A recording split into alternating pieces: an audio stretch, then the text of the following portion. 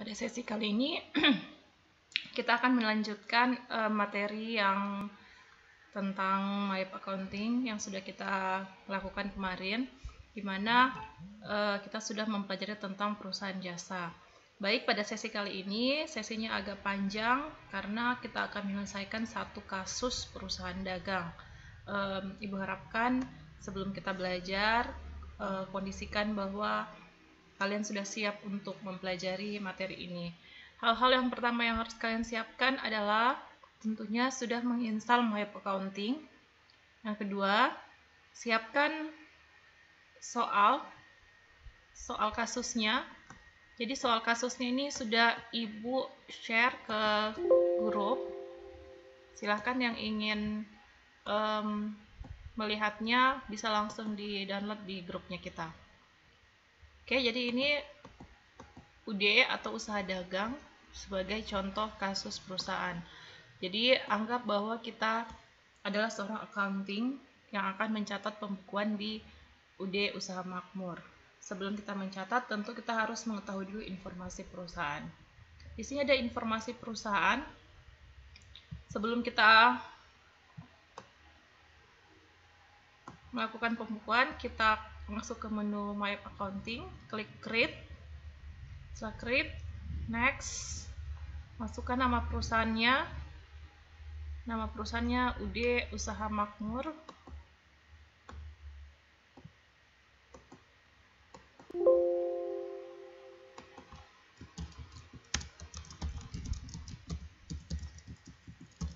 Alamatnya Jalan Hang Tua. Disesuaikan dengan soal ya. Hang Tua nomor 14D Palu.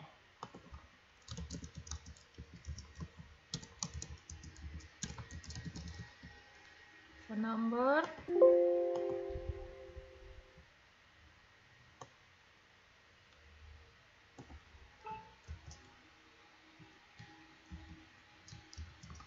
Delapan 852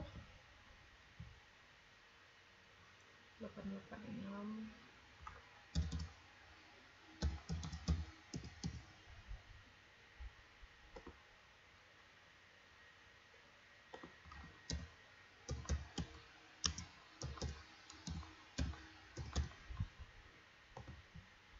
dan address untuk email addressnya. Jika tidak ada bisa di next. Informasi perusahaan dilihat dia tahun berapa. Kita cek bahwa UD Usaha Makmur ini menjalankan usahanya di tahun berapa. Ini dikatakan 2009. Untuk transaksinya dimulai di bulan, kita lihat ya. Untuk transaksinya dia dimulai di bulan November akhir. Berarti di November akhir, katakanlah saldonya di 30 November 2009. Berarti dia akan mencatat kembali transaksinya di Desember. Sehingga di sini 2009, last month-nya adalah Desember dan conversion-nya Desember. Karena tadi saldonya saja sudah November akhir, berarti kita akan mencatat di awal Desember dan akan berakhir di bulan Desember. Next, kita ambil pilihan yang kedua. Mengapa mengambil pilihan yang kedua? Itu sudah dijelaskan di sesi sebelumnya. Next lagi, Ceng.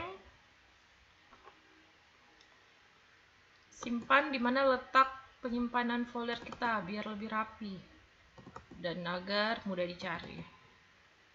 Kita masuk di meeting ke-7. Setelah next, kita masuk ke Command Center. Oke, tampilannya seperti ini.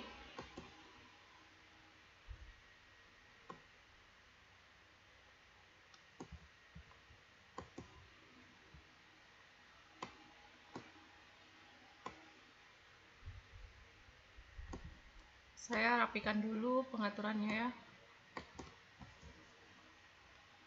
Kita kembali ke soal. Sebelum mengisi informasi perusahaan yang sudah kita isi tadi, sebelum mengisi transaksinya, hal yang harus kita lakukan adalah untuk menginput link akunnya. Link akunnya kita input di account. Langkah berikutnya adalah link akun di account list.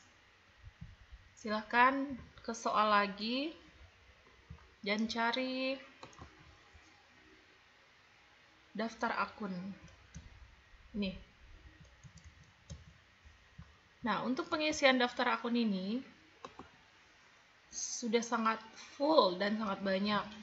Nah, kalian sekarang silahkan mengisi daftar akun sesuai dengan kecepatan masing-masing, karena mengisi akun ini membutuhkan waktu yang banyak. Oke, kita mulai dari aset. Ini ya, 1 quartet 0 adalah aset. Kita lihat sini 1 quartet 0 aset. Oke, sudah sama. Yang kedua, dia memiliki header. Ada header lainnya, klasifikasi pengembangan dari aset itu ada current asset dan ada fixed asset. Di sini belum ada, di tampilan Maya belum ada, jadi kita tambah, klik new. Pastikan dia header dan tulis nomor akunnya seperti soal. 1000 current asset. Oke, jadi sudah muncul.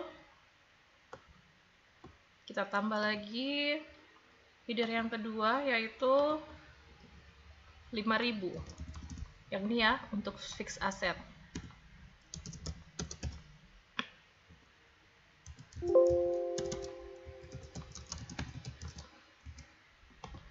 Jadi di sini sudah kelihatan bahwa ada pembagian di aset, yaitu current asset dan fixed asset. Nah, seharusnya current asset ini berada di paling atas. Kenapa dia tidak di atas? Karena akun-akun yang tidak kita gunakan ini masih belum dihapus dan belum diurutkan di nomor terakhir. Jadi yang tidak terlink, ini masih kosong, kita bisa hapus dengan cara double klik delete account. Ini juga silakan dihapus. Dan akun yang tersisa yang tidak bisa dihapus karena dia terlink, saya contohkan ya, kalau mau dihapus seperti ini, dia tidak mau terhapus karena dia sudah terlink. Nah, yang tidak bisa dihapus, kita bisa merubahnya seperti check account. Check account itu sejenis dengan cash in bank. Jadi kita bisa langsung mengganti 1100 check account menjadi cash in bank. Next lagi, untuk undeposit fund, tidak ada akun di current asset undeposit fund, kita tidak gunakan. Jadi kita nomor urutkan terakhir dan diklik inactive, artinya kita tidak akan mengaktifkan akun ini. Begitu juga dengan clearing, kita tidak menggunakan, di nomor urutkan terakhir dan di inactive. Terakhir, trade debtors. Nah, trade debtors ini sejenis dengan akun piutang. Nah, di sini ternyata ada akun piutang, akun receivable 2100. Jadi kita bisa langsung merubahnya saja dan mengganti akun receivable. Oke, seperti ini ya.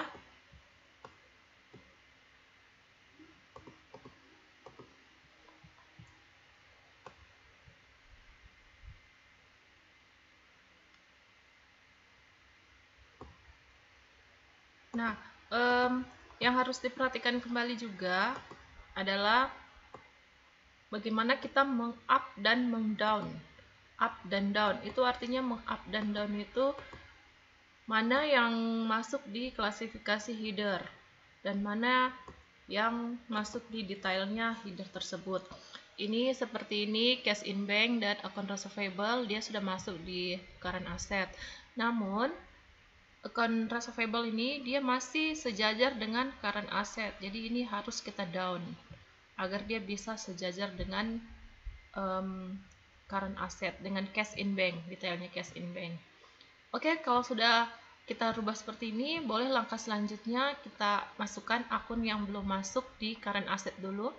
Ini cash in bank sudah, petty cash belum, kita tinggal new. Nomor akunnya 1300, pastikan detail ya.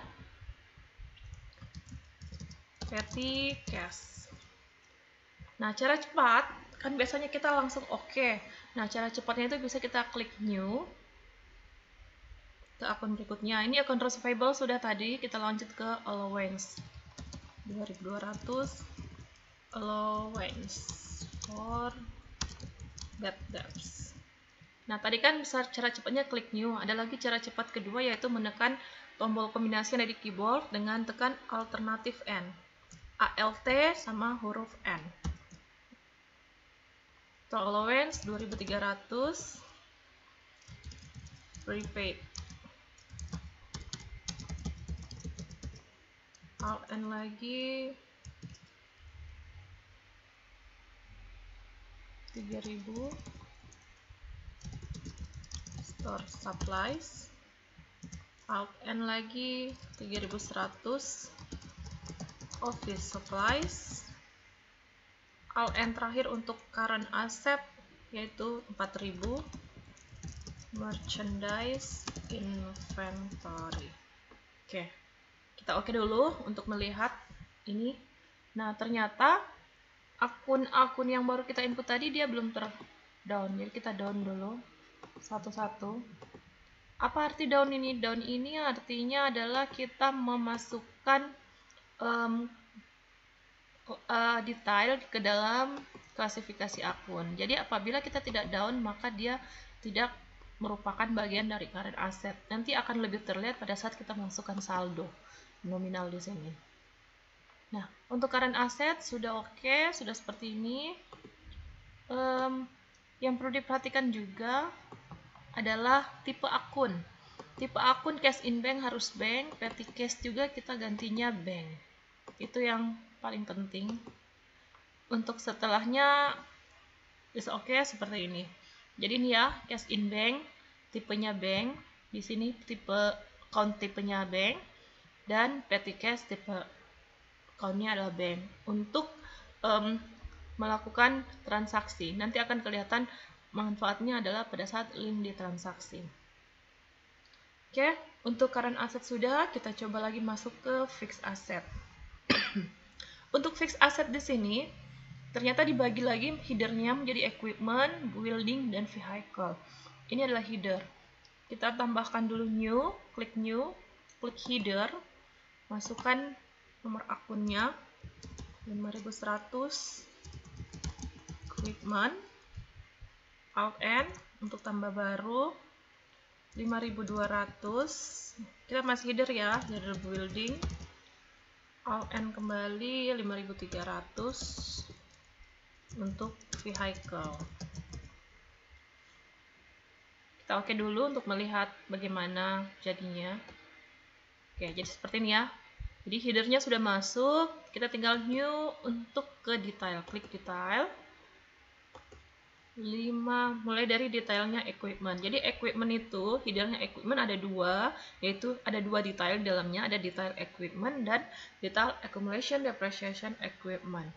Jadi kita masukkan dulu nomor akun 5110 equipment, LN 5120 accumulation depreciation equipment. Oke, kita cek. Nah, jadi bagian detail header equipment sudah masuk. Kita next lagi untuk ke detailnya building 5210.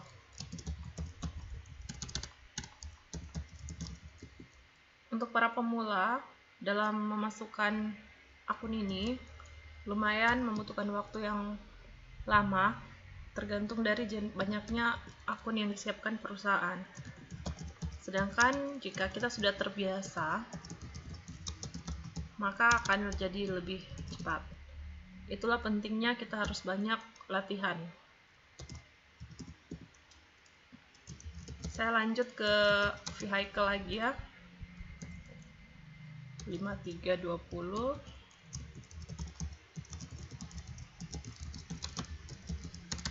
Vehicle. Kita oke dulu untuk melihatnya. Casing equipment sudah, building sudah, vehicle sudah. Jadi sampai sini sudah, sampai accumulation depreciation vehicle. Next lagi adalah 5.400. Kita new untuk tanah. 5.400 land. Land dia detail ya, bukan header. Karena tanah tidak pernah menyusut. Jadi seperti ini.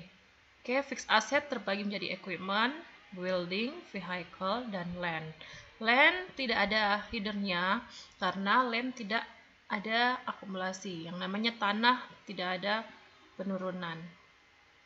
Oke, setelah akun aset, kita masuk ke liability. Klik liability. Untuk di liability sini ada account payable. Ini ada trade creditors. Jadi trade creditors bisa kita rubah menjadi account payable. Tinggal di double klik, dirubah kode akunnya dan diganti namanya. Tergantung dari soal ya. Kalau soal menggunakan bahasa Indonesia berarti gantinya hutang. Kalau soalnya bahasa Inggris kita pakai account payable.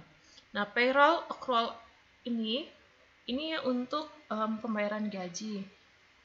Kalau di soal ini yang berhubungan dengan gaji adalah salaries payable. Ini ada.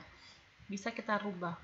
Jadi bisa kita merubah, yang penting tidak beda jauh dari jenisnya, klasifikasi jenis akunnya.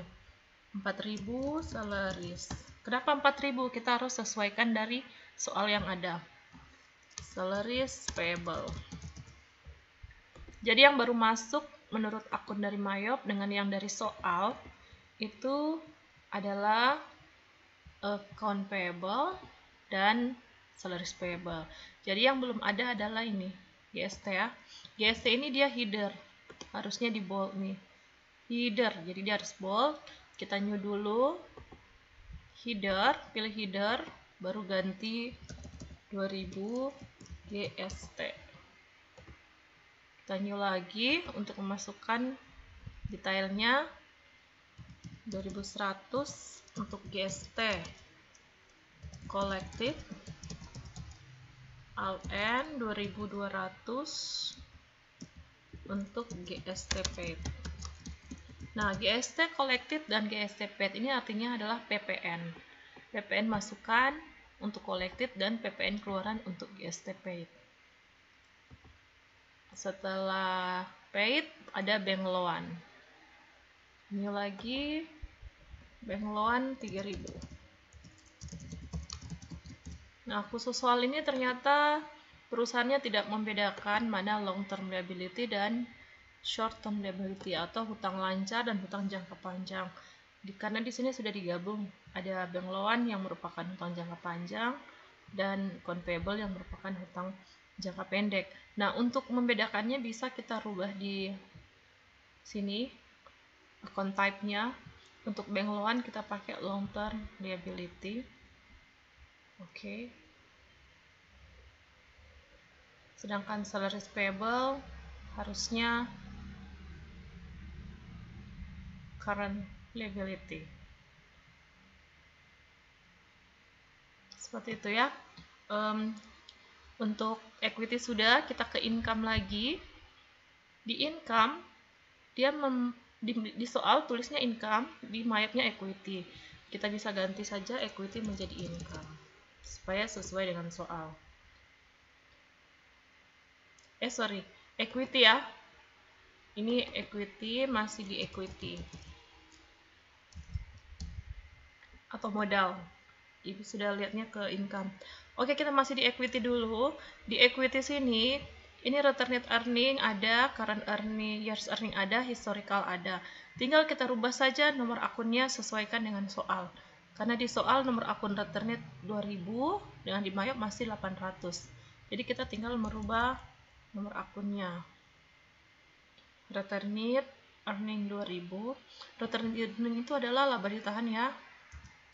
3.000 untuk current year's earning atau laba tahun berjalan, dan 4.000 untuk historical opening balance, artinya akun penyeimbang.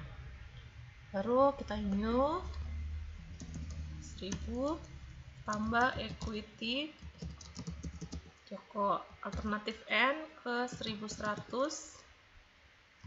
preview atau drawing ya, sama saja Joko with drawing. Nah, setelah sudah sesuai, dengan yang ada di soal. Kita next ke income. Di income masih kosong, kita new, tambahkan akun 1000, sales alternatif N, alt N 2000, break out, alt N lagi 3000, let fees collected. Oke, next lagi ke cost of goods sold. Di cost of goods sold ada cost of sale inventory, new, nomor akunnya, cost of sale inventory, alt N, nomor akun berikutnya 2000, yaitu sales discount. Next kita ke expense. Di expense ini sudah tersedia wage and salaries. Ini ada wage salaries, kita tinggal tambahkan expense. Jadi ganti nomor akunnya 1000. Di sini tambahkan expense. Nah, untuk pencatatan transaksi pencatatan akun expense, ini kan kita akan mencatat kata expense itu berulang-ulang kali. Nah, kata expense yang ada di sini untuk mempercepat kita blok Ctrl C. Artinya kita akan mengcopy paste. Ctrl C dulu, sudah diblok Ctrl C, kita oke dulu yang ini. Untuk other employee expense, apakah ada di soal? Kalau di soalnya tidak ada other employee expense, kita ganti jadi other expense saja. Other expense kita rubah 5000. Ini other employee expense kita rubah menjadi 5000. Oke, jadi akun yang baru masuk adalah wage and salaries yang paling pertama dan other expense. Kita tinggal menambahkan dari store supply sampai ke office supplies. Nanti di belakang-belakangnya ada expense. Ingat tadi kita sudah Ctrl C ya, artinya kita sudah mengcopy. Kita memasukkan akun store supplies expense. Tekan new, nomor akunnya 1100, tab store supplies. Expense-nya kan sudah kita copy. Sekarang kita tinggal Ctrl V. Nah, seperti itu ya. Kalau sudah, kita Alt N atau New sama saja. Yang mau pakai New boleh, yang mau Alt N di keyboard boleh. Nomor berikutnya 1200, insurance, spasi Ctrl V, Alt N, 1300, freight in. Lanjut ke 1400, purchase discount,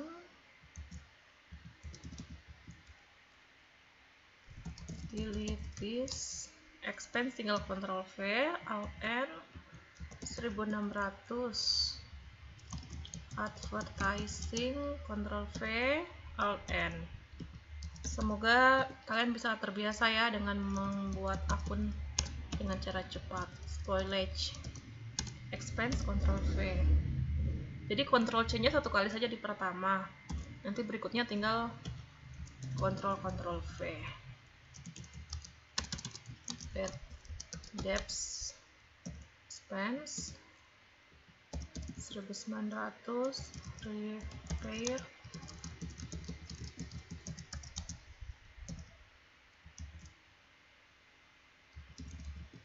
jadi akun beban ini banyak ya.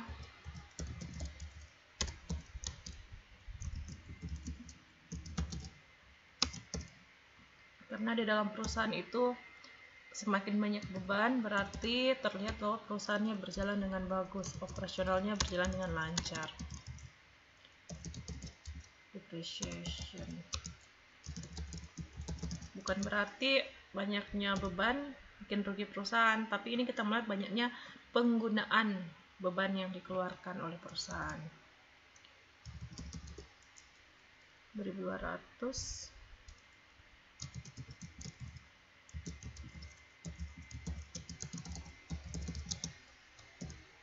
Alt N lagi,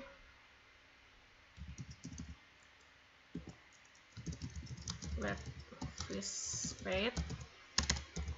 Late fees itu artinya lambat membayar, keterlambatan membayar. Jadi kita pernah membayar hutang ke supplier, tiba-tiba kita telat bayar, jadi mereka kasih denda.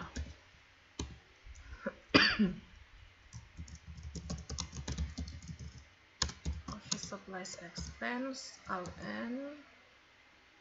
Oke, sudah selesai ya, sudah sampai office supplies. Kita oke dulu dan dicek kembali. Jangan langsung ke akun berikutnya. Kita lihat dulu dan samakan. Wage and salary sudah masuk ya. Store, insurance, break in, purchase discount. Break in yang masuk. Purchase discount, utilities expense ini adalah biaya listrik, air, dan telepon. Advertising expense, polish adalah beban barang rusak yang kita akan kembalikan. Bad debt, repair, depreciation-nya ada 3, depreciation equipment, depreciation vehicle. Nah, ini ada kesalahan tadi ya, ini buildingnya double, ini kita ganti depreciation. Inilah pentingnya untuk selalu mengecek kembali vehicle. Karena akuntansi kita disuruh untuk selalu ada prinsip kehati-hatian.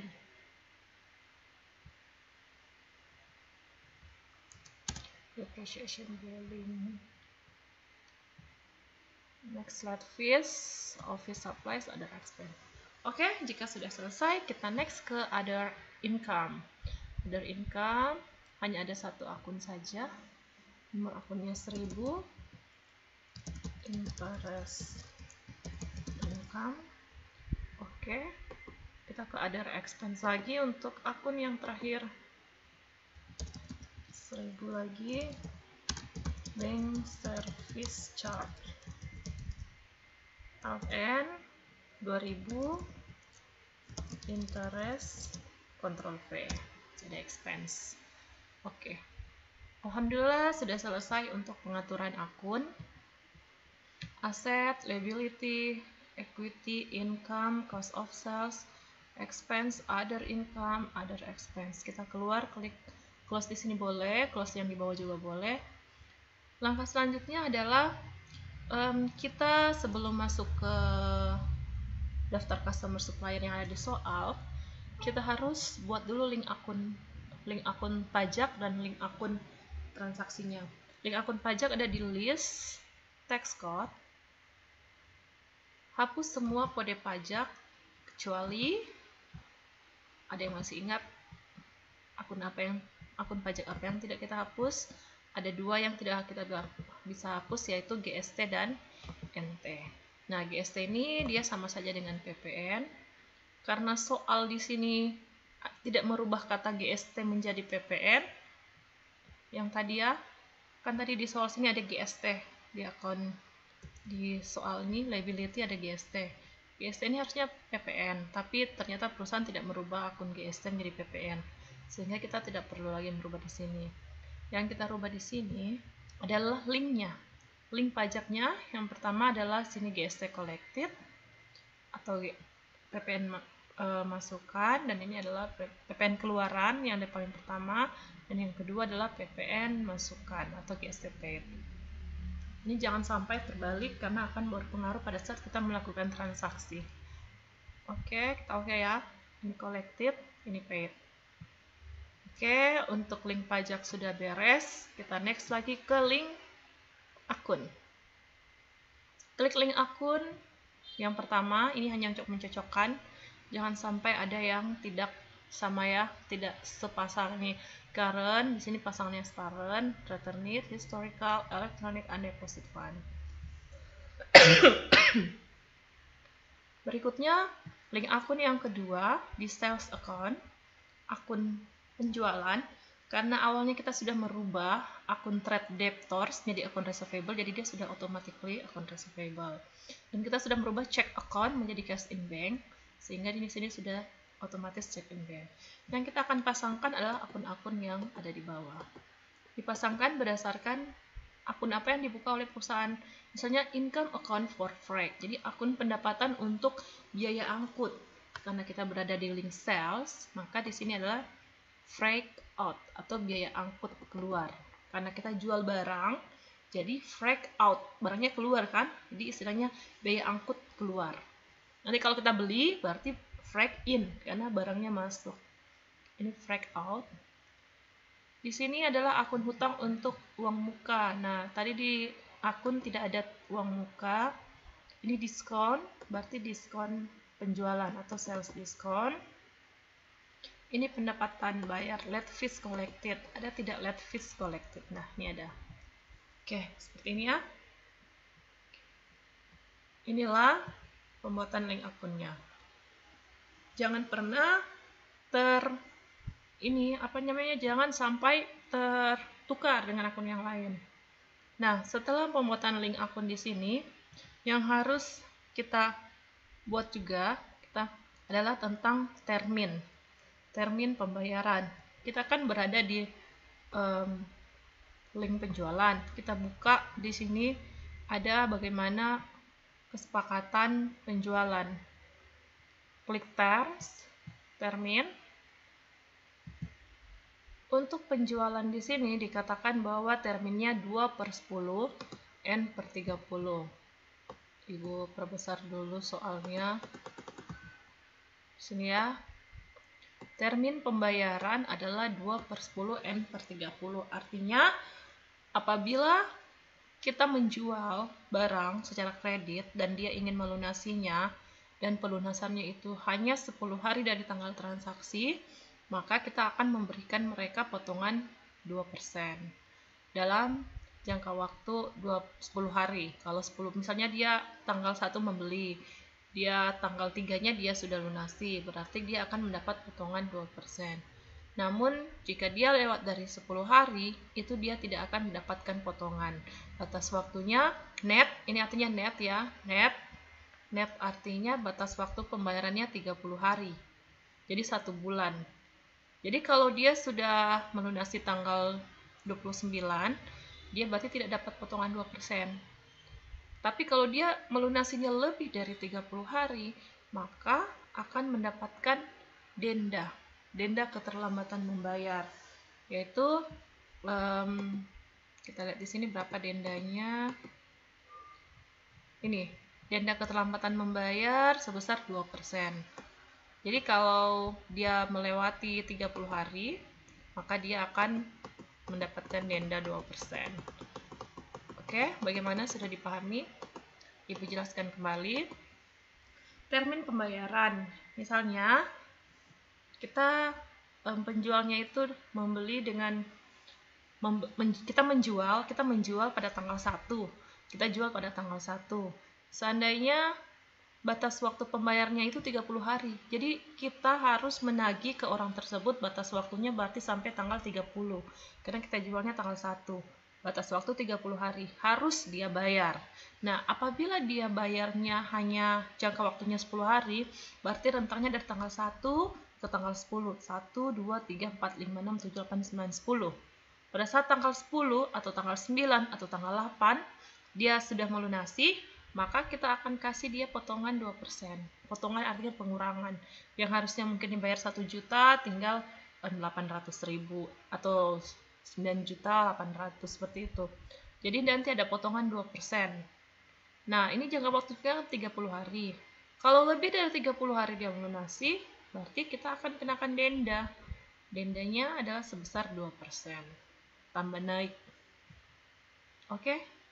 Kalau pencatatannya di dalam My Accounting adalah di sini. Kalau untuk mencatat 2/10 N/30, ini kita ganti, COD mengganti in a given of days. Diskon day, hari diskonnya adalah 10 hari. Balance due, batas waktu pembayaran 30 hari. Diskon yang akan diberikan adalah 2%, dan denda keterlambatannya 2%. Oke. Seperti ini ya. Kalau sudah, kita oke. Baru oke lagi. Next ke link berikutnya, setup link akun purchase account. Di purchase account ini sudah otomatis terubah. Yang trade creditor sudah menjadi account payable. Di sini check account sudah menjadi cash in bank. Untuk receipt supplier ini kita tidak pernah pakai ya, jarang kita gunakan. Ini ada ini untuk uang muka kita tidak pakai di soal ini. Diskon ada, beban terlambatan bayar ada. Nah, sekarang kita berada di link pembelian. Nah, link pembelian ini sama persis dengan penjualan, hanya kebalikannya saja. Kayak tadi di sini kan piutang. Nah, untuk pembelian jadi hutang. Ini untuk bayar tunainya tetap cash in bank. Ini ada freight. Tadi kan di penjualan freight out atau freight collected atau biaya angkut keluar. Nah, sekarang membeli berarti biaya angkut masuk. Freight in masuk. Uang mukanya tidak ada, diskon berarti cari adalah purchase diskon. Purchase diskon. Karena kita berada di link purchase. Ini lagi late fees paid. Late fees paid. Nih. Beban. Jadi kalau kebalikannya, kalau kita membeli, kita telat bayar, maka akan dapat diskon. Kita kembali ke soal lagi untuk melihat informasi pembelian. Kita ingin melihat pembelian, kita akan dikenakan denda berapa. Ini ya. Ini dia. Untuk pembelian, sama seperti penjualan, ternyata terminnya adalah 2/10 N/30. Telat bayarnya 2%. Kita klik terms.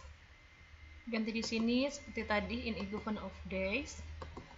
Hari diskonnya 10 hari, balance due-nya 30 hari. Diskon yang diberikan adalah 2%. Oke, kita oke. Oke lagi. Jadi untuk link akun payroll itu tinggal kita ganti saja ini menjadi cash in bank. Kita oke lagi ya. Alhamdulillah sudah selesai untuk pencatatan link akun. Kita kembali ke soal. Link akun sudah selesai. Daftar akun juga sudah. Pajak sudah. Jadi urutannya yang harus kalian ketahui, pertama pada saat masuk command center di menu Mayo, yang harus diketahui pertama adalah bagaimana mengatur link daftar akun dulu, baru membuat link pajak, baru link akun. Nah, kedua adalah kita akan memasukkan daftar customer dan supplier. Cara memasukkan daftar customer dan supplier, pertama kita ke cart.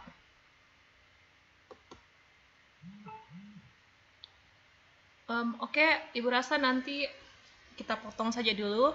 Kita masuk ke video pembelajaran berikutnya untuk daftar customer dan supplier. Oke, assalamualaikum warahmatullahi wabarakatuh.